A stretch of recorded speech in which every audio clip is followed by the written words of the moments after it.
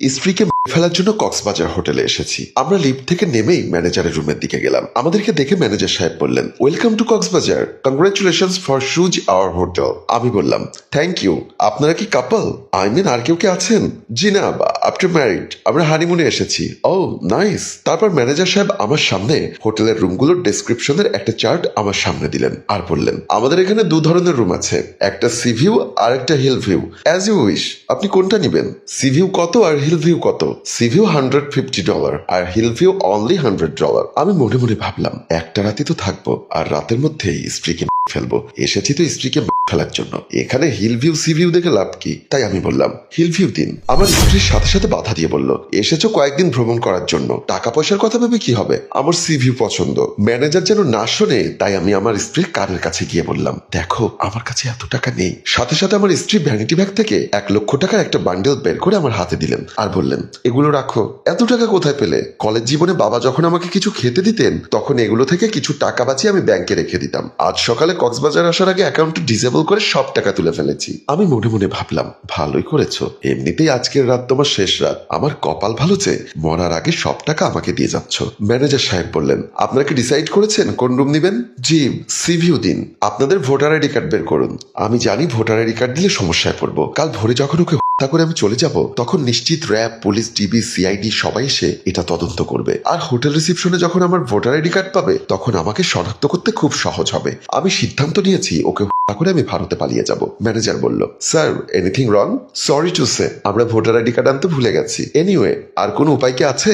আমার কথা শুনে হোটেল ম্যানেজার বলল, ভোটার আইডি কার্ড ছাড়া রুম দেওয়া তো নিষেধ। ইদানিং কক্সবাজারে অনেক রকম ক্রাইম বেড়ে গেছে, তাই প্রশাসনের কড়া নির্দেশ, শনাক্তকরণ নাম্বার ছাড়া কাউকে যেন রুম দেওয়া না হয়। আমি বুদ্ধি খাটিয়ে বললাম, আমি আমাদের ডিটেলস ইনফরমেশন দিয়ে দিচ্ছি, তারপরও কি কোনো প্রবলেম হবে? কি আর করব, আমাকে হ্যান্ডেল করতে হবে। ঠিক আছে, আপনাদের স্থায়ী অস্থায়ী ঠিকানাগুলো বলুন। তারপর আমি হোটেল ম্যানেজারকে বানিয়ে বানিয়ে রং ইনফরমেশন দিতে লাগলাম। আমি সবকিছু উল্টাপাল্টা বলছি দেখে আমার স্ত্রী আমার মুখের দিকে তাকিয়ে আছে। আমি তাকে চোখ ইশারায় চুপ থাকতে বললাম। সে কিছু বলতে গিয়েও চুপ হয়ে গেল। বাড়ি থেকে আসার আগে আমি তাকে অনেক ভালোবাসা দেখিয়েছি, তাই তার সন্দেহ করার প্রশ্নই আসে না। কারণ আমি যেদিন থেকে ওকে ফেলার পরিকল্পনা করছি, সেদিন থেকে তার সাথে ভালো ব্যবহার করা শুরু করেছি। আমাদের ডিটেলস দেওয়ার পর হোটেল ম্যানেজার ওয়ার্ড বয়কে ডাকলেন। ওয়ার্ড বয় এসে সালাম দিলেন। ম্যানেজার বলল, ওনাদেরকে 601 নম্বর রুমে নিয়ে যাও, ওখান থেকে ওনারা রাতে সমুদ্র উপভোগ করতে পারবেন। আমি হোটেল ম্যানেজারকে থ্যাংক ইউ দিয়ে হোটেল বয়ের সাথে চলে গেলাম। হোটেল বয় আমাদেরকে একটা রুমে এনে বললেন, স্যার ওই দিকের পর্দাটা সরিয়ে দিলেই সমুদ্র দেখা যাবে, আপনারা খাটের উপর শুয়ে শুয়ে সমুদ্রের ঢেউ উপভোগ করতে পারবেন। ঠিক আছে, তুমি যাও, কিছু লাগলে বলবেন। বলেই হোটেল বয় চলে গেল। ইভা আমাকে বলল, হোটেলে সব রং ইনফরমেশন দিলে কেন? আমি কি এখানে চাকরি নিতে এসেছি যে সব ইনফরমেশন অ্যাকুরেট দিতে হবে? আমরা তো ক্রাইম করতেও আসিনি। সঠিক ইনফরমেশন দিলে সমস্যা কি ছিল? আর তাছাড়া আমার ব্যাগে তো ভোটার আইডি কার্ড ছিল, ওটাও তো শো করতে পারতাম। আমি মনে মনে ভাবলাম, আমি কি পাগল হয়েছি সঠিক ইনফরমেশন দিয়ে তোমাকে এখানে করবো? ওর কথা শুনে মেজাজটা গরম হয়ে গেল, তবুও রাগ দেখালাম না। ও তো বাঁচবে আর কয়েক ঘন্টা, এর মধ্যে ঝগড়া করে আর কি লাভ? তুমি কি কিছু ভাবছো? না, আচ্ছা তুমি কিছুক্ষণ রেস্ট করো, আমি একটু বাইরে থেকে ঘুরে আসি। আমিও সাথে যাই। কথা শুনে মেজাজটা খারাপ হয়ে গেল, তাই একটু ঝাড়ি দিয়ে বললাম, আমি একটু সেলুনে যাব, তুমি কি ওখানে গিয়ে বসে থাকবে? বেড়াতে এসেও কি ঝগড়া করবে? নিজের রাগকে কন্ট্রোল করলাম। তারপর তার দিকে তাকিয়ে একটু হাসি দিয়ে বললাম, এতদিনের অভ্যাস তো, তাই চেঞ্জ করতে একটু সময় লাগছে। তারপর তাকে অনেক বুঝিয়ে আমি রুম থেকে বের হয়ে গেলাম। রাস্তা দিয়ে হাঁটছি, লোকজন তেমন দেখা যাচ্ছে না। আমি বুদ্ধি করে সি পয়েন্ট থেকে একটু ভিতরের দিকে রুম নিয়েছি, কারণ একটাই, নিরিবিলি পরিবেশে ওকে করতে চাই। সমুদ্রের কাছাকাছি হোটেলগুলোতে লোকজনের আনাগোনা থাকে বেশি, তাই ওখানে ওকে হত্যা করতে আমার অনেক বেগ পোহাতে হবে। আর এখন রুম থেকে বের হয়ে গেছি, কারণ ওর সামনে বেশিক্ষণ থাকলে আমি মায়ায় পড়ে যাব। হাজার হোক, আল্লাহ রসুল সাক্ষী রেখে বিয়ে করেছিলাম, একটু মায়া তো কাজ করবেই। আমার দুটো বন্ধুকে আসতে বলেছিলাম, মেসেঞ্জারে মেসেজ করে হোটেলের ঠিকানা ওদের দিয়ে দিয়েছি। ওরা এখনো এসে পৌঁছায়নি, তাই ওদের সাথে দেখা করার জন্য রাস্তায় এসে হাঁটছি। মোবাইলটা বের করে ওদেরকে কল দিলাম, রিং হচ্ছে, কিন্তু ওরা এখনো রিসিভ করছে না। হাঁটতে হাঁটতে একটা নির্মাতব্য বিল্ডিং এর নিচে বাউন্ডারির উপরে এসে বসলাম। ভাবতে লাগলাম ইভার কথা, কেন তাকে আমি মেরে ফেলতে চাই সেই কথা। অনেকগুলো কারণ আছে, তার মধ্যে দু একটা কারণ আমার মনে হতে লাগলো, বিশেষ করে আমার মায়ের সাথে তার ঝগড়ার কথাগুলো। অনেক আশা করে তাকে আমি বিয়ে করেছিলাম, ভেবেছিলাম আমার বাবার সাথে যেহেতু আমার মা সুখ পায়নি, অন্তত আমার বউয়ের হাতে আমার মা সুখ পাবে, কিন্তু হলো উল্টো। একদিন আমি অফিস থেকে এসে দেখি মার সাথে ইভা ঝগড়া করছে। আমি দরজা খুলে ঢোকার সাথে সাথে মা আমাকে জড়িয়ে ধরে বলল, বাবা তোর বউ সারাক্ষণ আমার সাথে ঝগড়া করে। ইভা বলল, ঝগড়া আমি করি না আপনি করেন? আমি খেতে বসলেই আপনি উকি মারেন, বেশি খাচ্ছি কিনা সেটা দেখেন, শরীর খারাপ করলে একটু শুয়ে থাকলে সেখানে গিয়েও আপনি আপনি ঘ্যান ঘ্যান করেন? আমার ছেলের সংসারের ক্ষতি হোক সেটাকে আমি মেনে নিব?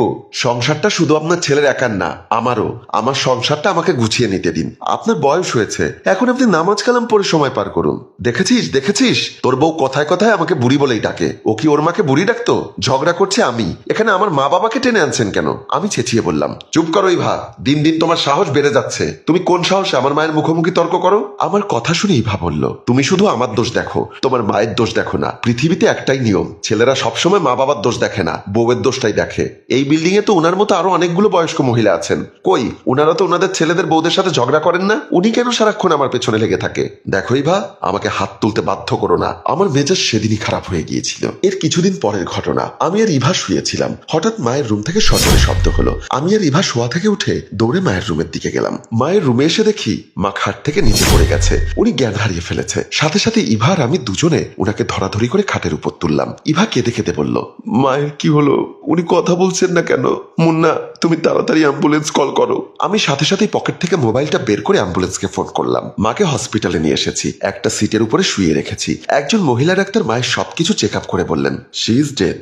সাথে সাথে ইভা আর আমি কান্নায় ভেঙে পড়লাম। ইভা খুব কাঁদছে, মনে হয় ওর মা মারা গেলেও ওভাবে কাঁদতো না। ওর দিকে তাকিয়ে মনে মনে ভাবলাম, তোর কারণেই আমার মা মরেছে, আর এখন তুই মায়া কান্না দেখাচ্ছিস। ভাঙা দেওয়ালের উপর বসে থাকতে থাকতে বিরক্ত লাগছে। সাইফুল আর বাবু এখনো এসে পৌঁছলো না। ওরা হচ্ছে আমার বন্ধু, ওদের দুজনকে 2 লক্ষ টাকা দিয়েছি যাতে ইভাকে ফেলার ক্ষেত্রে ওরা আমাকে সাহায্য করে, কিন্তু ওরা এখনো এসে পৌঁছলো না। না, হোটেল রুমের দিকে ফিরে যাই, ওরা আসলে আমাকে কল দিবে, তখন নিচে আবার নামবো ভেবেই যখন বসা থেকে উঠে একটু সামনের দিকে আসলাম, দূর থেকে দেখা যাচ্ছে সাইফুল ও বাবু আসছে। সামনে এগিয়ে ওদের মুখোমুখি হলাম। কিরে, তোদের আসতে এত লেট হলো কেন?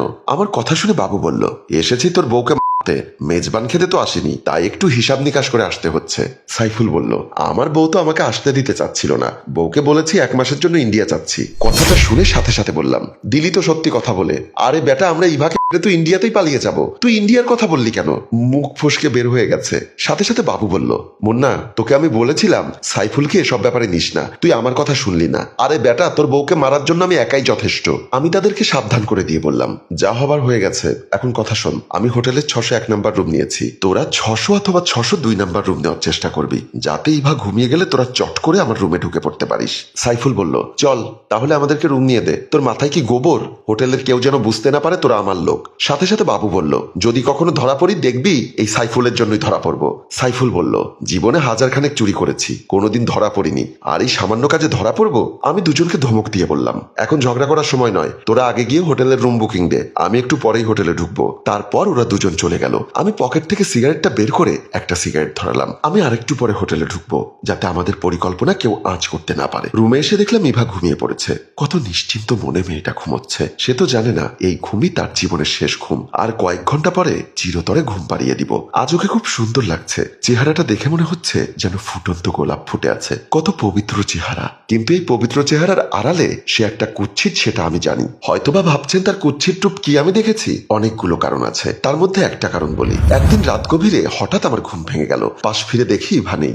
এত রাতে মেয়েটি গেল কোথায়? ভাবলাম বাথরুমে গিয়েছে, তাই আবারও শুয়ে থাকার চেষ্টা করলাম, কিন্তু কিছুতেই ঘুম আসছে না। প্রায় 20 মিনিট হয়ে গেল, ওর আসার নাম নেই। এতক্ষণ ধরে মেয়েটা বাথরুমে কি করছে? শোয়া থেকে উঠে বাথরুমের দিকে গেলাম। বাথরুমের কাছে গিয়ে দেখলাম বাথরুমের লাইটের সুইচ অফ। বাথরুমের দরজা খুলে দেখলাম ইভা বাথরুমে নেই। তাহলে সে গেল কোথায়? নাকি ক্ষুধা লেগেছে বলে রান্নাঘরে গিয়ে কিছু খাচ্ছে? ওর আবার রাতে খাবার অভ্যাস আছে, তা সচক্ষে দেখার জন্য রান্নাঘরের দিকে গেলাম। রান্নাঘরে এসে দেখি সেখানেও কেউ নেই। আমি ভয় পেয়ে গেলাম, এত রাতে মেয়েটি গেল কই? হঠাৎ হাসির শব্দ শুনতে পেলাম। বেলকনির ওখানে হাসছে। হাঁটতে হাঁটতে বেলকনির দিকে গেলাম। বেলকনির কাছে এসে দেখি সে জানালার গ্রিল ধরে মোবাইলে হেসে হেসে কার সাথে কথা বলছে।